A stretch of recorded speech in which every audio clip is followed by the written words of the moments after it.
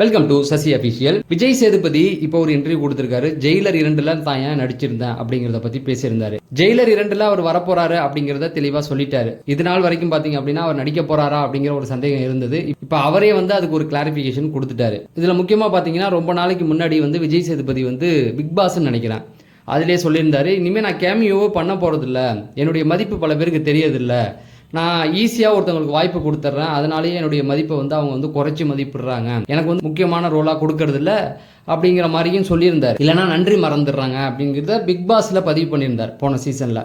அதனால் அவர் கேமியோவே பண்ணுறதை விட்டுட்டார். ஆனால் இப்போ ரஜினி சார் கூட அவர் தான் ஏன் நடித்தேன் அப்படிங்கிறதுக்கு ஒரு விளக்கம் கொடுத்துருக்காரு. நான் இனிமேல் கேமியோ பண்ண மாட்டேன் அப்படின்னு சொல்லிட்டு இப்போ ஜெயிலர் 2ல அவர் நடிச்சிருக்காரு. ஸோ அதுக்கு என்ன சொல்லியிருக்காரு அப்படின்னு பார்த்தீங்கன்னா, அதுக்கு மிக முக்கியமான காரணம் ரஜினி சார் தான்.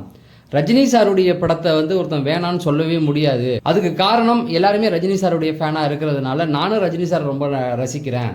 இப்போ நீங்கள் நல்லா பார்த்தீங்கன்னா அவர் கூட நான் நடிக்கிறேன், என்னுடைய ஃபாலோவர்ஸ் யாராவது இருந்தால் கூட என்ன கவனிக்க விடாமல் அவரை கவனிக்க வைக்கிற மாதிரி நிறைய விஷயங்கள் பண்ணிடுவாங்க அப்படிங்கிற மாதிரி ரொம்ப தெளிவாக பேசியிருந்தார். ஸோ விஜய் சேதுபதி ஏற்கனவே பேட்டை படத்தில் நடிச்சிருந்தார். பேட்டை படத்தில் நடிச்சிருந்தார். அதுக்கப்புறம் இப்போ சமீபத்தில் நிறைய வாய்ப்புகள் வந்தாலும் அதை உதறி தள்ளிட்டார். முக்கியமான ரோலாக இருந்தால் மட்டும்தான் நான் பண்ணுவேன் அப்படின்னு சொல்லி. இருந்தாலும் ரஜினி சாருக்காக இப்போ இந்த கேமியோ ஒத்துக்கிட்டதா சொல்கிறாரு. ஸோ இதன்படி பார்த்தீங்கன்னா ஜெயிலர் 2ல அவர் இருக்கார். இப்போ நம்ம விஜய் சேதுபதியை பற்றி பேசுகிறோம். ரஜினி சார் யார் வரைக்கும் அட்மியர் பண்ண வச்சிருக்காரு அப்படிங்கிறதுக்கு ஒரு நல்ல உதாரணம் ஜேசன் சஞ்சய். விஜயோடைய பையன் இப்போ ஒரு இன்டர்வியூ கொடுத்துருக்காரு. ஒரு 2 நாள் இருக்கும். அதில் அவர் என்ன சொல்லியிருக்காங்கன்னா, உங்களுக்கு பிடிச்ச படம் எது அப்படின்னு கேட்கும்போது யோசிக்காமல் டக்குன்னு ஒன்று சொல்லிட்டாரு, ரஜினி சாருடைய ஜானி படம். ஜானி படத்தில் அவர் 2 ஃப்ளேவரில் நடிச்சிட்டு அந்த 2மே நம்மளை கவனிக்க வச்சிருப்பாரு. அதுவும் அந்த காலத்தில் இப்படி ஒரு படங்கிறது என்னால் சத்தியமாக எதிர்பார்க்க முடியலன்னு. நீங்கள் நல்லா பார்த்தீங்கன்னா விஜயோடைய அப்பா எஸ்.ஏ. சந்திரசேகரமே ரஜினியை புகழ்ந்துக்கிட்டு தான் இருந்தார். அவர் கூட ஒரு படம் பண்ணி ஆகணும்னு விடாப்பிடியாக நாசிவப்பு மனிதன் பண்ணார். அப்புறம் விஜயை பற்றி உங்களுக்கே தெரியும், தொடர்ந்து அவர் ஒரு 50 படத்தில் ரஜினி சார் பேரை சொல்லியே வளர்ந்துட்டாப்புல. இப்போ விஜயோடைய பையன் ஜேசன் சஞ்சயுமே ரஜினி சாருடைய படத்தை பற்றி பேசுகிறாரு. அந்த படத்தில் என்னை அவர் எப்படி ரசிக்க வச்சாரு அப்படிங்கிறத பற்றியும் அந்த இன்டர்வியூவில் அவர் சொல்லியிருக்காரு. அப்படியே பார்த்தீங்கன்னா வரிசையாக அந்த ஜென்சி கிட்ஸ் வரைக்குமே ரஜினி சாரை ரசிச்சுக்கிட்டு இருக்காங்க, கொண்டாடிக்கிட்டு இருக்காங்க அப்படிங்கிறது தான். இது மிகைப்படுத்துறதுக்காக சொல்லலை. இதை முடிச்சுட்டு நான் அடுத்த செய்திக்கு நம்ம போயிடுவோம். ஆனால் இதை மட்டும் நல்லா பாருங்களேன். அதாவது ரஜினி சார் காலத்தில் இருந்தவங்களும் ரஜினி சாரை ரசித்தாங்க. அதுக்கப்புறம் விஜய், அஜித் இவங்க 2 பேருமே பார்த்தீங்கன்னா ரஜினி சார் ரசிச்சுக்கிட்டு இருந்தாங்க. தளபதி பட்டம்லாம் ரஜினி சாருடைய படம் தான், அதை தளபதி பட்டமாக வச்சுக்கிட்டாங்க. அடுத்த தலைமுறை சிம்பு, தனுஷ் அவங்களும் அவருக்கு ரசிகராக இருந்தாங்க. இப்போ தனுஷ் கூட தன்னை தலைவர்னு அறிவிச்சிருக்காரு. தலைவருமே ரஜினி சாருக்கு தான். இவ்வளோ 25 வருஷமாக அவர் தலைவர் தான் கூப்பிட்டுருந்தாங்க. அந்த பட்டமும் அவருக்கு போயிடுச்சு. இப்படியே பார்த்தீங்கன்னா அடுத்து இப்போ ஜேசன் சஞ்சய் அவருடைய அடுத்த தலைமுறைக்காரர் அவருமே தொடர்ந்து ரஜினி சாராக ரசிக்கிறாங்க அப்படிங்கிறது தான் விஜய் சேதுபதி சொல்ல முயற்சி பண்ணுறாரு. என்னென்னா ரஜினி சாருடைய அந்த பவர் என்னென்னா, நான் அவர் ஒரு படத்தில் நடித்தாலும் என்ன பிடிக்கிறவங்க என்ன கவனிக்க மாட்டுறாங்க, ரஜினி சாரை தான் கவனிக்கிறாங்க அப்படின்னா அவர் ஏதோ ஒரு மேஜிக் அவர்கிட்ட இருக்குது. அப்படி அதை தன்னை கவனிக்க வைக்கிற ஒரு விஷயத்தை அவர் பண்ணிக்கிட்டே இருக்கார் அப்படிங்கிறத ரொம்ப தெளிவாக சொல்லியிருந்தார். இப்போ தர்மன் படத்துடைய செகண்ட் ஷெடியூலை ஆரம்பிச்சிட்டாங்க. தர்மன் படத்தை பொறுத்த வரைக்கும் பார்த்தீங்கன்னா ஃபஸ்ட்டு ஷெடியூல் பண்ணியிருந்தாங்க. அதில் ராஷிகண்ணாலாம் நடிச்சிருந்தாங்க. அதில் ரஜினி சார் அவங்களுக்கு ஒரு புத்தகத்தை பரிசாக கொடுத்துருந்தாங்க. அதெல்லாம் அவங்க தன்னுடைய சோஷியல் மீடியா பேஜில் அதை அவங்க ஷேர் பண்ணியிருந்தாங்க. தன்னுடைய லைஃப்பில் அது எப்படி ஒரு முக்கியமான தருணம் அப்படிங்கிறதையும் பற்றி பேசியிருந்தாங்க. ஸோ அதை நிறைய கேள்விப்பட்டிருப்பீங்க.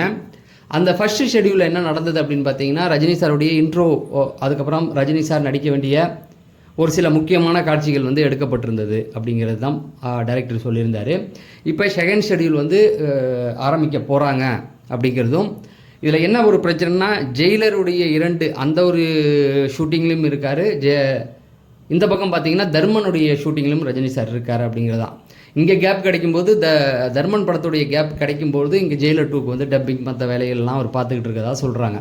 இதில் முக்கியமான ஒரு விஷயம், ஃபஸ்ட்டு ஷெடியூலில் ரஜினி சார் சார்ந்த ஒரு சில விஷயங்கள் மட்டுமே எடுக்கப்பட்டது. அப்புறம் ராஷிகண்ணா அவங்க வந்தாங்க, அவங்களுக்கு சார்ந்த ஒரு சில விஷயங்கள் எடுக்கப்பட்டுடுச்சு.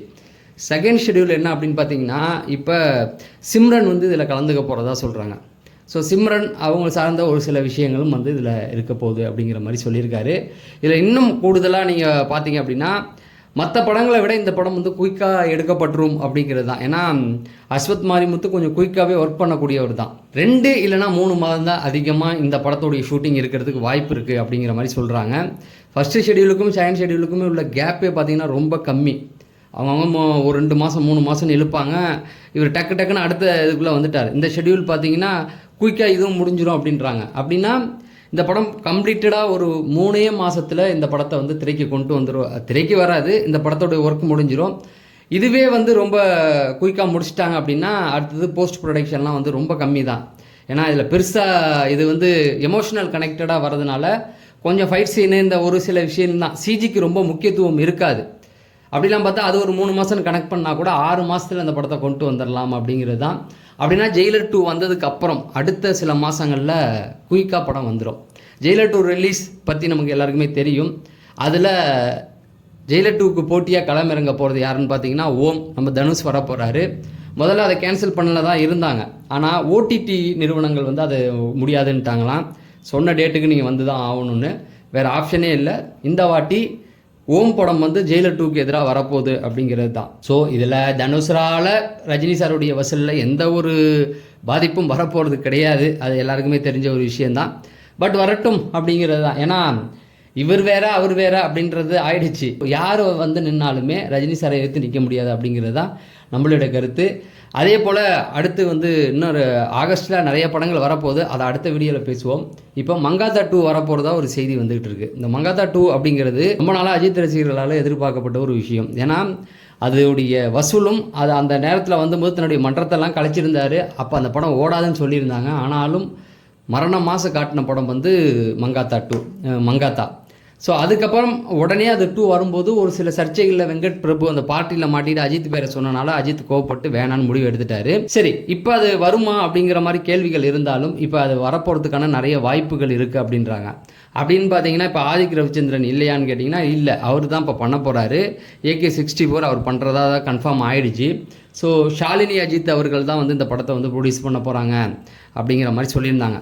ஆனால் அது ஷாலினி அஜித் வந்து இந்த படத்தை எடுத்து முடித்ததுக்கு அப்புறமேட்டுக்கு அடுத்த படம் AK65 வந்து மங்காத்தா 2 இருக்கிறதுக்கு வாய்ப்புகள் நிறைய இருக்குது அப்படின்னு. ஏன்னா கடந்த ஒரு 4 மாதத்துக்கு முன்னாடியே இந்த ஒரு செய்தி வந்துருச்சு.